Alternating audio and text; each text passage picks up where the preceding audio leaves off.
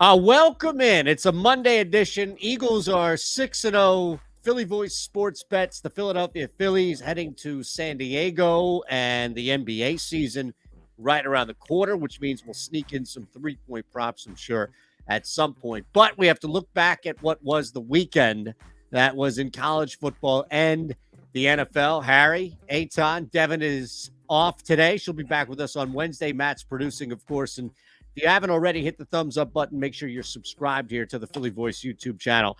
Let me get this out of the way first and foremost. From the fan standpoint, from the heart standpoint, from me being on, multiple times this morning talking about the game, fantastic. I'm thrilled, Harry. Yes, awesome. The Eagles are 6-0. Great. Blah, blah. Fuck the Cowboys. Whatever the hell Nick Sirianni said at the end of the game. Great. Let me tell you something.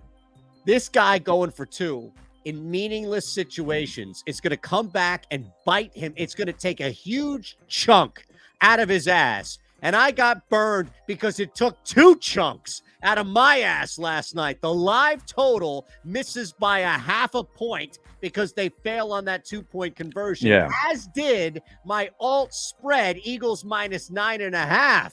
Miss because of that failed 2 point. So everybody could be happy. I'm a little upset today. I'm a little upset. Yeah, well, I just don't understand the going for it there. You could just make the game, a 10-point game, and Dallas has to score twice. I just don't understand. It's almost like they don't ever think about what could the downside be. It's always like when we're going for two, yeah, we're going to make it, because when we make it, it makes the game X, Y, or Z. But it's like, well, what if you miss it? I don't know. I scratch my head at a lot of these analytical stuff, in all these sports. But isn't it kind of cool how we have the Eagles at 6-0 here, and now they go on a bye week, and we can totally focus on the Philadelphia Phillies in the LCS against the Padres. I mean, how cool is that? That's a really fun thing to see right now, because you're right. We're going to have a bunch of games in a row starting on Tuesday. So Wednesday's show, we'll have at least one game under our belt to look kind of back at Wheeler and Darvish coming off. And I think it's amazing. And it's 2-3-2 also. Yep. So the Phillies, if they get one of these games in San Diego, can clinch it without even having to go back. That's right. As dominant as they've been now at home, that home field advantage is insane now. It has worked to a T. It really has. I mean, look, the NFL is different. You had a monsoon, you had different things happening here. But absolutely, I think when you're looking at the Phillies right now, there is zero reason to have any doubt with this team as far as being at home and whether or not, the crowd's going to be in it or whether or not they're going to be in it. Now, I wanted to bring this up real because you mentioned the Phillies. So we'll get back to the NFL and the weekend and really tonight. God help us tonight with this football game. Oh, but awful. My buddy Sean, shout out to my buddy Sean Reichert here. I'm trying to get him on Fox 29 with this thing. I don't know. We'll see. September 30th, he and his brother split a $500 ticket for the Phillies to win the World Series at plus 3,500 odds, which would return, $17,500. Jeez. So that's a hell of a ticket right there if the Phillies go on and win it, right? 8 more games. The cash out for this ticket right now, Harry, is $3,400. Now, you minus the $500, that's $2,900 profit. Sean wants no part of this. His brother wants to cash out. I think you could sell this ticket for what, $8,000? You're still getting more than even money back. Yeah. For it right there. Wow. So the brother, they're at odds. They're at odds. Oh, wow. Yep. Boy, I think I gotta hold on to that ticket if it were me. Okay. Does it matter to you who wins the Guardians-Yankees game before you would make that decision on cashing out? Or are you just anticipating that if the Phillies get by the Padres, they're going to take on the Astros? Yeah, I think it's going to be the Astros. Okay. Yeah, I do. And there isn't a trash can you could bang hard enough to cash that ticket, huh? I'll tell you, the way this Phillies team is sort of coming together, there's something going on. Right. When you get that feeling, Eitan, we've seen this before, where you're just like, something special's happening here. Just by the way, it hit me games ago, back even when they were playing St. Louis, the way the other teammates react to something positive on the field is just it's something's working here. You're right, and I think you're going to go back. We're all going to go back to a moment, and we'll see how long this thing lasts. We'll see how long this ride lasts. But I think that defining moment or definitive moment, whatever it is that you want to use to describe it, is going to be Friday night 2 weeks ago in St. Louis. That ninth inning, I mean, they were dead to rights in that ninth inning. And after that, it's like, hey, man, we went through that. We can go through anything. Right, yeah. That's a really good point. And I took him at plus 105 in this series. There's not a lot there, but I'm like, hey, why not? And Castellanos, hey, I'm going to run this by you. 4 hits in the series. Under 1/2 of a hit. So he's got to go over. Is plus 165 for Castellanos. He is 4 for 17 against Darvish with no extra base hits. So under a hit in the game, not the series. In the game one. Yeah. I don't hate it. You found a pretty good return on that, right? Yeah, right. I mean, all the overs are minus money. Except, so I just figured, Castellanos can go into these funks. It's a big ballpark. Darvish is really good. I looked up his numbers. Like I said, 4 for 17, 3 Ks. The history against Darvish might be enough there. Yeah. So I just took the Phillies to win the game with Wheeler going up against Darvish. Okay. So I don't know if you're on a side there. I did not look at any player props at all, but I like what you're thinking here. So I like the strategy, which is trying to find a good plus number on a guy. And look, maybe there's somebody on San Diego that fits the bill against Wheeler, right? Absolutely. But I don't think Wheeler was up yet as far as the starter on DraftKings. Okay. And Darvish, right-hander versus right-hander. I don't want any of these lefty bats. And Hoskins is as hot as a firecracker right now, so I'm not going to go with him, right? No, do not. No. Do not. No. By the way, Carson Wentz out. Do you see this? 4 to 6 weeks. Yeah, with his hand, right? Yep. Tyler Heineke. Yeah. That might help Washington, it as could. crazy as it sounds. I wouldn't be surprised if they give Sam Howell a look-see during this time, too. Because, I mean, why not? What do you got to lose? They're not going to the playoffs. They're not. All right, what happened, though? Did that line move? Because, people get crazy, and the line moves when they see this information coming in. The Packers. They have Green Bay, yeah. Oh my God, the Packers are only laying 5.5. Mm-hmm. I wouldn't be adverse to teasing Washington up if you found a good tease partner here. Yeah, I looked at that game. In fact, I was on the under 41 was one of my look-ahead games. It's 41.5 on BetMGM. Okay. Yeah, I like that. I like that a lot. You like that? He's not even playing in this game. Under 41.5. I think I'm going to have to tail that one. Yeah. I'm just looking to see if there is an easy, like the Giants getting 3 on the road at Jacksonville, to me, is a great tease piece. I can push that to 9, even 10, depending on, where I am. Right. So if that's the case, then now all of a sudden the other play there would be Washington. Like, I just don't think Taylor Heineke is a drop off, especially when you have a full week, right, for him, and we believe he's going to be the guy playing, right? Yeah, and he has experience. I mean, he played a lot last year. Absolutely. I don't think there's much of a drop off, if at all, from Wentz. The way Wentz was playing to Heineke. Plus you have that factor of the first game of a backup quarterback playing, the team might rise up a little bit, sort of rally around him for one game. That's true.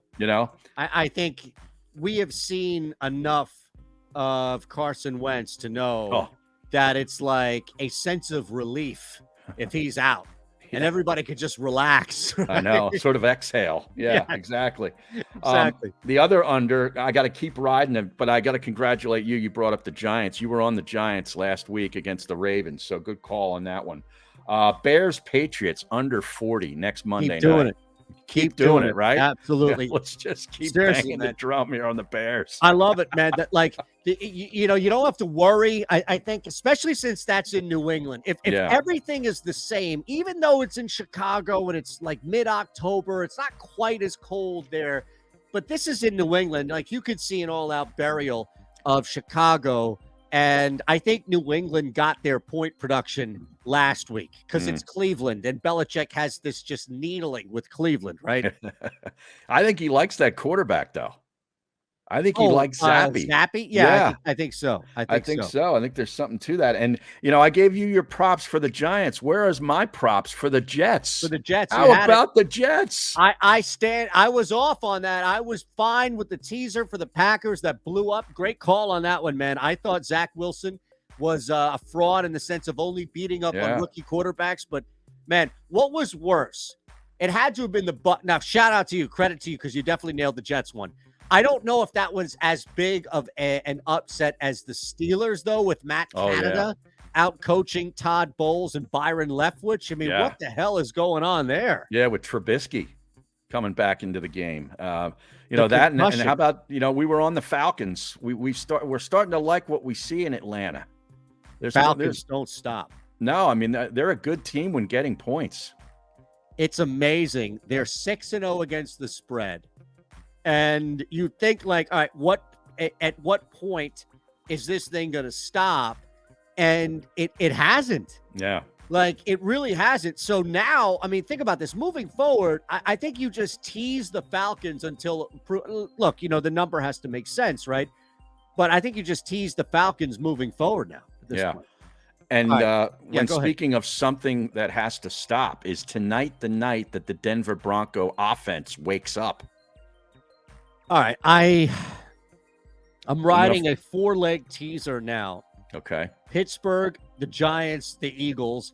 Now, the Eagles I teased out. None of those legs did I need to tease, but I teased just to tease. The Broncos are up north of 10 points now, right? So I have Denver plus 10.5 in this teaser here. Okay. I also have the Chargers in a 4.5 point teaser all the way down to 0. And I have Dallas, which hit last night, Dallas, the Chargers, and New Orleans, who I teased up for Thursday Night Football. So I need the Chargers to win, and I need the Broncos to lose by less than 10 Less than points. 10.5, yeah. 10.5, correct. Yeah.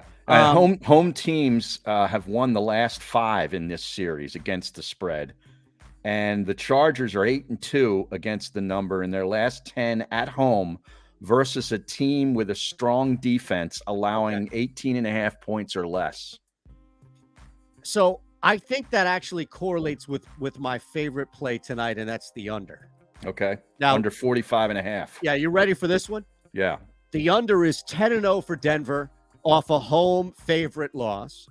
5-0 for Denver on Monday night last 5 with an average of 38.8 points per game. 12-2 last 14 division road games. It's also, Harry, 4-0 for the Chargers last Monday home games.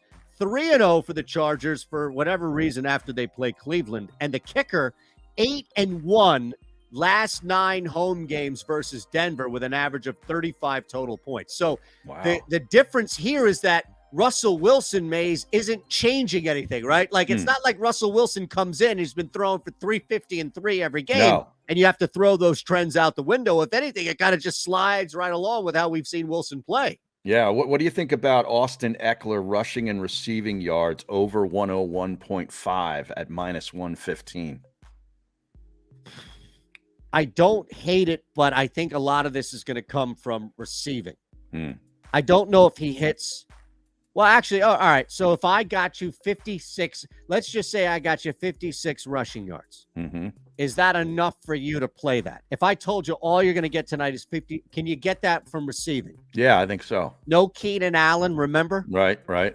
So I think there's a good play there. Yeah. I would go over receptions for Austin Eckler. I would go over that prop, and I would go over his receiving yards, and then I wouldn't touch his rushing yards. Okay, so you're not interested in the rushing and receiving combo. No, I am. Oh, you are. Okay. But All right. only that, not the rushing. What about this one? This one, I thought there might be more juice involved in this one. A little more return. Russell Wilson, over 1.5 touchdowns at plus 135. I just don't see it. Now, let me say this. One of these weeks, he's going to break open. He has to, right? I No? think, no. I think he does. The problem is that I don't know if it's this game. Like, I don't know, because here's the thing. We're not just waiting for Russell Wilson to break open. We're waiting for Jerry Jeudy to have that game, right? Like, we're hoping that Cortland Sutton can continue to play well, and then also Jeudy picks up. Yeah. I think, all right, so. And Gordon to stop turning the ball over. I know. I wouldn't hate going under Gordon's rushing yards. All right, so back to that. I don't know, man. I hate to use the term trap, but I think that there is like this lure of the siren that it's just plus money. All right, here's what I did do, though. I'll meet you halfway. I didn't go over that, but I did go Russell Wilson anytime TD. I do think that you have a shot here at anytime TD. Now, is that rushing only, or is that him throwing a touchdown pass included? Not throwing. That's Pat. So it's rushing or receiving, technically. Oh, okay. So they could run the Philly special. All right. And then went over 19.5 completions for Wilson.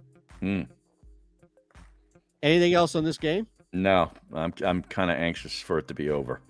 By the way, I put a quarter down. I put $25 on Russell Wilson to score 2+ touchdowns. Okay. $2,150 back. So I'll buy everybody with stakes. You know, the Thursday night football game coming up is no good either. Saints at Cardinals. Look, Bears at Patriots next Monday night. I mean, it's bad. I jumped on. All right, so let's do this. Let's get out of here, and we'll hit anything. I've got 3 look-aheads for you, okay? One of them is just because I can't imagine that Clemson doesn't kick off laying at least 14. It opened minus 13.5, so I just got under that. That was it. Just I don't love that game, Harry, but they have trouble with Syracuse. A lot of trouble, right? Yeah. You're right, especially when we've seen that venue shift. But in this case, I just figure it's going to be bet to 14 by the time they kick. So I got in at minus 13.5. I got in at Tennessee -2, not Tennessee, the Vols. I got in the Titans. Oh, okay, the Titans. Okay. Yeah, I'm laying 2 for the Titans. Love this game here against the Colts. And the last one is, it's overreaction. It's an overreaction Monday, huh? The Chiefs only laying 2.5. I will gladly take that because I think that it's so simple and easy to overreact to their loss to the Bills and say, oh, they've got problems. Well, that defensive front for the Niners is banged up, man. It is. It is. They're on the road. It's at 3 now. It opened at 2.5. So we'll see what happens to it, but I'll gladly take that. Yeah, the look-aheads for me are totals. Bears at Patriots. We went under 40. Packers, Commanders under 41. And looking at one in college, this one jumped off the page at me. Texas, who's he's gotten it together now with Ewers back at quarterback, going to Oklahoma State. They're 6-point favorites on the road. Oklahoma State just lost last week, 43-40 to TCU in a really good game. Right. They got a good quarterback too. That seems like a lot of points for a road favorite. Is that a line telling you something? Yeah, you're right. That is a lot. 6.5? 6. Oh, 6. I'm sorry. 6. The total's 64.5. I'm tempted to go over on that one. I think I like the total more. 6 is tight. Yeah. I think I like the total more though, Harry, than not. Like than the side in that case. No, I think that would be it for me. Yeah. Okay. All right, my friend. We'll be back Wednesday. Devin will be back with us. Appreciate you all rolling with us. Thumbs up button, subscribe. You know the drill. Thanks to Matt Cherico, as always, to producing here. And thanks to you out there. Have a great week. Go Phils.